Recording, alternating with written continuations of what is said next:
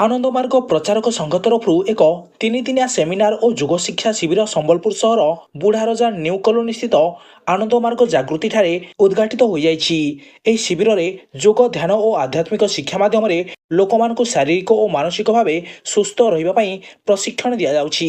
ଏହି କାର୍ଯ୍ୟକ୍ରମରେ ଓଡ଼ିଶାର ସମସ୍ତ ଜିଲ୍ଲାରୁ ଆନନ୍ଦମାର୍ଗର ଶତାଧିକ ବରିଷ୍ଠ ଓ କନିଷ୍ଠ ସଦସ୍ୟ ଯୋଗ ଦେଇଛନ୍ତି। କାର୍ଯ୍ୟକ୍ରମରେ ମୁଖ୍ୟ ଅତିଥି ଭାବେ ଯୋଗ ପ୍ରଶିକ୍ଷକ ଆଚାର୍ଯ୍ୟ ବ୍ରଜ ଗୋପାଳନନ୍ଦ ଅବଧୂତ ଉପସ୍ଥିତ ଥିଲେ। ସେହିପରି ସମ୍ମାନିତ ଅତିଥି ଭାବେ ଆଚାର୍ଯ୍ୟ ଲଳିତ କୃଷ୍ଣନନ୍ଦ ମଧ୍ୟ କାର୍ଯ୍ୟକ୍ରମରେ ଯୋଗ ଦେଇଥିଲେ। ଏହି ସମ୍ପୂର୍ଣ୍ଣ କାର୍ଯ୍ୟକ୍ରମର ପରିଚାଳନା ଦାୟିତ୍ୱ ନେଇଥିଲେ ଆଚାର୍ଯ୍ୟ ଜୟ ଶିବାନନ୍ଦ ଅବଧୂତ ଏବଂ ଆଚାର୍ଯ୍ୟା ଆନନ୍ଦ ଦେବମାଳିକା।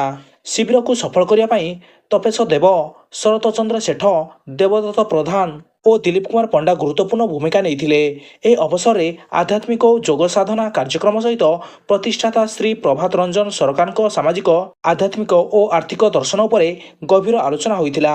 ପ୍ରାତଃ କାଳରେ ପ୍ରଭାତ ଫେରୀ, ସାମୂହିକ ଯୋଗାଭ୍ୟାସ, ଆସନ ପ୍ରାଣାୟାମ, ନାରାୟଣ ସେବା, ଈଶ୍ୱର ପ୍ରଣିଧାନ, ସ୍ୱାଧ୍ୟାୟ ଆଦି କାର୍ଯ୍ୟକ୍ରମ ସଫଳତାର ସହ ଆୟୋଜିତ ହୋଇଥିଲା।